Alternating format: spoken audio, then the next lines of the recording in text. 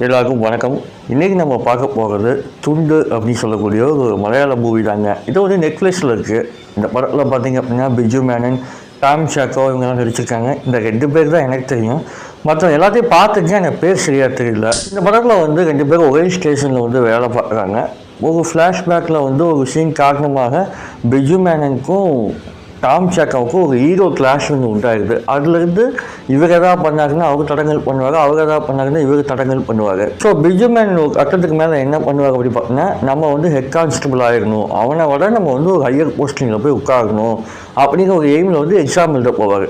அதையும் பார்த்தீங்க அப்படின்னா நம்ம டாம் சாக்கா வந்து சின்ன இடைஞ்சல்லாம் பண்ணுவார். அதில் எழுத முடியாமல் போகும். கடைசியில் அவர் அந்த எக்ஸாம் எழுதி பாஸ் ஆகி இவரோட ஹையர் போஸ்டிங் வந்தாரா இல்லையா அப்படிங்கிறதா மீதி கதை.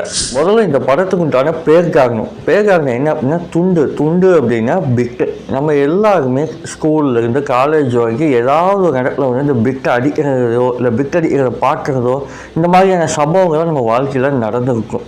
இந்த படத்தில் ஸ்டார்டிங் சீனே பிட் அடிக்கிறதாங்க. அவ்வளோ அழகாக எடுத்துருப்பாங்க, ரொம்ப நேர்த்தியாக எடுத்துருப்பாங்க, நம்மளுக்கு கொஞ்சம் சுவாரஸ்யமாகவும் இருக்கும்.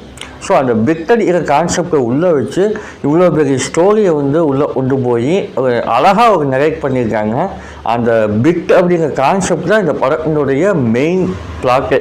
இந்த படத்தில் டாம் சாக்கா வந்து தோக்கும்போதும் சரி, பிஜு மேனன் தோக்கும்போதும் சரி, இல்லை இவங்க 2 பேருமே ஏதோ ஒரு கட்டத்தில் ஜெயிக்கும் போதும் சரி, அவ்வளோ அழகாக அந்த எக்ஸ்பிரஷன் மூலியமாக அவரோட ஆக்டிங் வந்து ரொம்பவே சூப்பராக பண்ணியிருக்காங்க.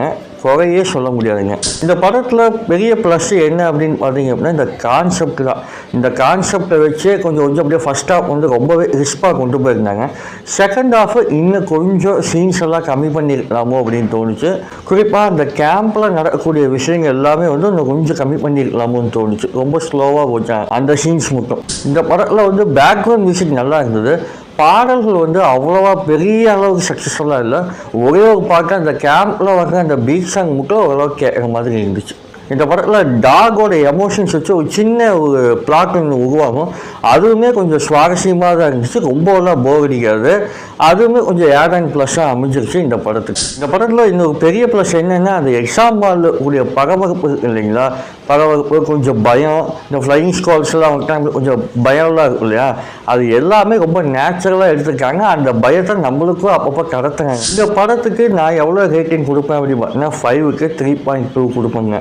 இந்த படம் பார்க்கலாமா வேணாமான்னு கேட்குறீங்க, கண்டிப்பாக பார்க்கலாம்.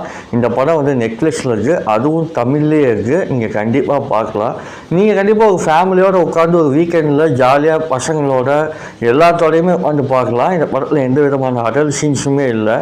இந்த படம் வந்து ரொம்ப சூப்பர் டூப்பர் ஹிட்டான்னு பார்த்தீங்கன்னா கண்டிப்பாக கிடையாது. அதே சமயத்தில் ரொம்ப மொக்க படமும் கிடையாது. ஒரு ஏவரேஜான மூவி, ஃபீல் குட் மூவி தான் அது. இந்த படத்தை நீங்கள் கண்டிப்பாக பாருங்கள். பார்த்துட்டு உங்களுக்கு என்ன தோணுச்சு அப்படிங்கிறத என் கூட கமெண்ட்டில் ஷேர் பண்ணிக்கிங்க. அடுத்த ஒரு நல்ல வீடியோவில் உங்களை நான் வந்து சந்திக்கிறேன். தேங்க்யூ.